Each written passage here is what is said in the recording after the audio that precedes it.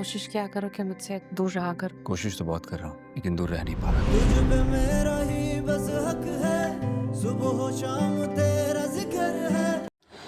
अस्सलाम वालेकुम दोस्तों, आप देख रहे हैं ड्रामा टॉक। यहाँ हम आपके लिए लाते हैं पाकिस्तानी ड्रामा के सबसे ज़बरदस्त व्यूज़, हिडन डिटेल्स और उन मोमेंट्स के ब्रेकडाउन जो आपके दिल को छू जाते हैं। अगर आप भी ड्रामा देखना पसंद करते हैं तो ये चैनल है आपके लिए।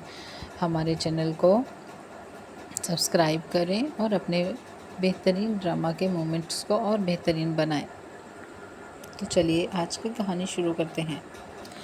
तो नाजरीन, आज हम बात करने वाले हैं AR डीजल के सुपरहिट ड्रामा शेर की एपिसोड नंबर 28 की। ये एपिसोड इमोशंस और सस्पेंस से भरा हुआ था। एपिसोड की शुरुआत होती है शेर और फजर के दरमियान मिसअंडरस्टैंडिंग से, क्योंकि फजर शेर की एक भी बात नहीं सुनती और शेर को वहीं पर छोड़ के घर से निकल जाती है। शेर उसका पीछा करता है। फजर कहती है कि प्लीज़ शेर मेरे पीछे नहीं आओ, मेरे बाबा ने अगर तुम्हें मेरे साथ देख लिया तो मेरे लिए अच्छा नहीं होगा। मेरे बाबा तुम्हें एक मिनट भी मेरे साथ देखना पसंद नहीं करते।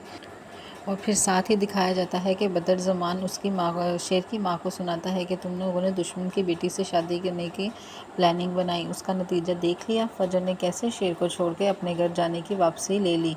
इधर फजर पहुंच जाती है अपने घर पे। अपने घर जाके देखती है कि वहाँ पे तो कोई ख़त्म दिलाया जा रहा है, कोई पढ़ाई की जा रही है।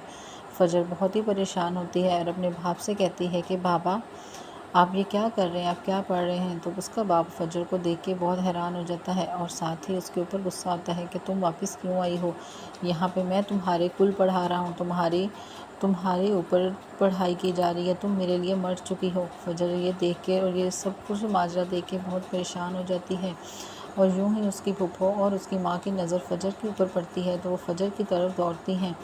फजर की माँ फजर को सीने से लगा लेती है, लेकिन फजर का बाप उसके ऊपर बहुत गुस्सा करता है। उसे कहता है तुम क्यों आई हो यहाँ, मैंने तुम्हें कहा था कि तुम मेरे लिए मर चुकी हो।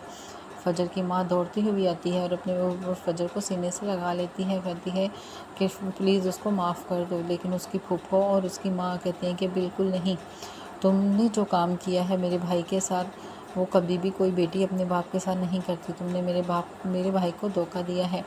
फजर अपने बाप से कहती है कि बाबा मैं आपकी बेटी हूँ, मैं कैसे किसी का कत्ल कर सकती हूँ, मुझे माफ़ कर दे। वो गिराती है, अपने बाप को पकड़ती है, कहती है बाबा प्लीज़ मुझे माफ़ कर दे, मैं आइंदा मैं किसी का कत्ल नहीं कर सकती, मैं आपकी बेटी हूँ, मैं कैसे किसी को मार सकती हूँ।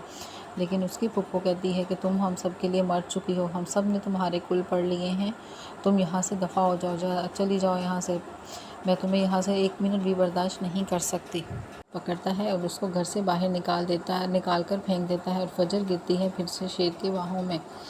तो फजर कहती है शेर तुम क्यों आए हो, मैंने तुमसे मना किया था कि तुम मेरे पास नहीं आओगे, मेरे बाबा तुम्हें मेरे पास देखना पसंद नहीं करते। शेर कहता है कि मैं तुम्हें एक मिनट भी अपनी आँखों से ओझल हुआ देखना नहीं चाहता, मैं एक मिनट भी तुमसे गाफिल नहीं हो सकता, तुम इस बात को समझ जाओ, मैं तुम्हें कभी भी अकेला नहीं छोड़ूंगा। उस तरफ जैसे ही उसका बाप दरवाज़ा बंद करता है फजर नीचे बैठती है और रोना शुरू कर देती है। और दूसरी तरफ उसकी माँ भी बहुत ज़्यादा रो रही होती है। और यही दोस्तों ये ड्रामे का बहुत ही इमोशनल सीन होता है जहाँ उसकी माँ और फजर दोनों ही एक दूसरे से दूर होते हैं। दूसरी तरफ फजर शेर से कहती है कि मुझे अपना मोबाइल दो और वो वहाँ एक हॉस्पिटल में फ़ोन करती है और उन्हें कहती है कि मुझे रहाइश की जगह चाहिए ताकि मैं वहाँ रह सकूँ और मैं जल्द ही हॉस्पिटल को ज्वाइन भी कर लूँगी। शेर उससे समझाने की कोशिश करता है कि फजर तुम ऐसा क्यों कर रही हो। फजर कहती है कि शेर तुम नहीं समझ सकते, चाहे तुम मेरी मोहब्बत हो लेकिन मैं अपने बाप को नाराज़ नहीं कर सकती, मेरा बाप ही मेरे लिए सब कुछ है, वो मेरे लिए सबसे इम्पोर्टेंट है, तुम बस मेरे पीछे नहीं आया करो। इधर काका साहब अपने वकीलों को बुला लेता है और साथ ही पटवारी को। सरताज जो कि फजर की फूफो आती है वो पूछती है काका साहब से कि आपने बस को क्यों बुलाया है। तो काका साहब कहते हैं कि मैंने अपनी जायदाद सारी अपने पोते के नाम कर दी है। तो इस बात पे फूफो को बहुत गुस्सा आता है। सरताज बीबी बहुत गुस्से में आ जाती है और कहती है कि क्यों काका साहब, मैं कहाँ से गंदम खाऊंगी। काका साहब कहते हैं कि बेटा तुम कहाँ जाने वाली हो, तुम तो हमेशा यहीं रहोगी, तो जब तक तुम्हारी ज़िंदगी है तुम्हें परेशानी होने की ज़रूरत नहीं है, तुम्हारे जाने के बाद तो कोई ना कोई वारिस होगा, तो मेरा तो इकलौता वारिस मेरा पोता ही है, इसलिए मैं ये सारी जायदाद उसके नाम कर दूँगा। तो ये बात सुनकर फूफो को बहुत गुस्सा आता है। सरताज बेगम गुस्से से पागल हो जाती है, वो कमरे में जाती है और कहती है कि काश میں نے بھی شادی کی ہوتی، میرا بھی ایک شیر جیسا بیٹا ہوتا، اور آج میرے ساتھ یہ سب کچھ نہ ہوتا۔ اتنے میں ایک کام والی آتی ہے اور سرتاج سے کہتی ہے کہ سرتاج بیگم کاکا صاحب آپ کو بلا رہے ہیں، ان کو دوائیاں دے دو، اور وہ اس کے اوپر بڑک جاتی ہے، کہتی ہے کاکا صاحب سے بولو جا کے اپنے پوتے سے ہی دوائیاں لیں۔ تو جناب آج کے ایپیسوڈ میں اس طرح کی کشمکش ہوتی رہتی ہیں۔ تو آج آگے ہم چلتے ہیں، آگے ایسے ہی دکھایا جاتا ہے کہ فجر کا باپ بہت ہی رونے والے انداز میں بیٹھا ہوا ہوتا ہے، بہت پریشان ہوا ہوتا ہے، اور دیکھ رہا ہوتا ہے فجر کے بچپن کے کچھ قصے، کیسے وہ فجر کو کیسے پیار کیا کرتا تھا، اور کیسے فجر اس کے ساتھ لاڈ اٹھایا کرتی تھی۔ اور پھر فجر کی ماں آتی ہے، وہ کہتی ہے کہ آپ سب کچھ بھول کیوں نہیں جاتے، میری بیٹی کو معاف کر دیں، وہ کسی کو کیسے قتل کر سکتی ہے، وہ تو معصوم ہے، اور اس نے تو آپ کی وجہ سے نکاح بھی نہیں کیا۔ فجر کا باپ کہتا ہے کہ وہ چاہے نکاح کرے یا نہ کرے، وہ چاہے اس کے ساتھ رہے نہ رہے، جہاں مرضی رہے، میری طرف سے وہ مر گئی ہے، میں اس کو کبھی بھی معاف نہیں کر سکتا، میں کسی بھی حالت میں اپنی بیٹی کو معاف نہیں کروں گا، فجر میرے لیے بالکل مر چکی ہے۔ اس طرف دوسری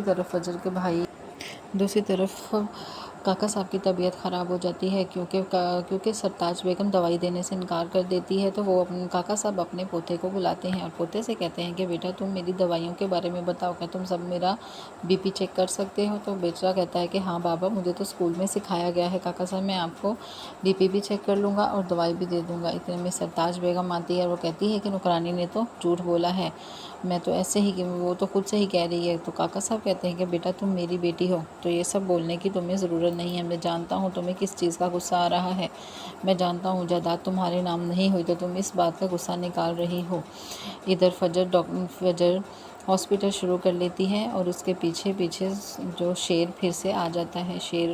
وہ کہتی ہے کہ شیر تم میرا پیچھا کیوں نہیں چھوڑتے، تم جانتے ہو کہ میں نے اپنی زندگی شروع کر لی ہے، میں اپنی زندگی کو اپنے طریقے سے جینا چاہتی ہوں، اور تم ہو کہ تم روز میرے پیچھے آ جاتے ہو، آخر تم کب تک میرا پیچھا کرو گے؟ شیر کہتا ہے کہ جب تک میری سانس ہے میں تمہارا پیچھا کروں گا، اور میں ہمیشہ محفوظ دیکھنا چاہتا ہوں، تم جانتی ہو کہ تمہاری جان کو خطرہ ہے اور ساتھ میری جان کو بھی، لیکن میں تم سے کبھی بھی غافل نہیں ہو سکتا، تم ہمیشہ میری زندگی میں رہو گی۔ تو فجر کہتی ہے کہ شیر تم پتہ نہیں کیا کر رہے ہو، مجھے سمجھ سے باہر ہے، تمہیں جب بھی سمجھاتی ہوں تمہیں سمجھ کیوں نہیں آتا۔ تو دوستو آج کی یہ کہانی یہاں پہ ہوتی ہے مکمل، تو مجھے بتائیے آپ کو تو دوستو آپ کو شیر کا ایپیسوڈ 28 کیسا لگا؟ کیا آپ سمجھتے ہیں کہ فجر نے جو کیا وہ صحیح کیا، یا شیر کو اوپر سے ٹرسٹ نہیں کرنا چاہیے تھا؟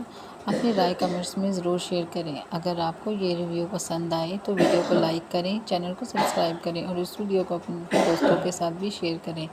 ملتے ہیں اگلے ریویو کے ساتھ، تب تک کے لیے اللہ حافظ، اور ہاں میرے چینل کو سبسکرائب کرنا مت بھولیے گا۔